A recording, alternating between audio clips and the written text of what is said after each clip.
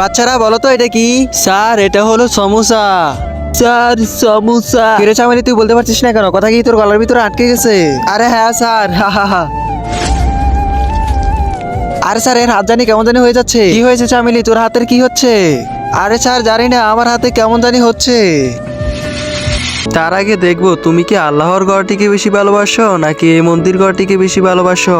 যদি আল্লাহর ঘরটিকে বেশি ভালোবাসি থাকো তাহলে এই ভিডিওটি একটি লাইক করে চ্যানেলটা সাবস্ক্রাইব করে দিবে। আর যদি মন্দির ঘরটিকে বেশি ভালোবাসি থাকো তাহলে কিছু করার দরকার নেই। আরে স্যার আমাদেরকে বাঁচাও।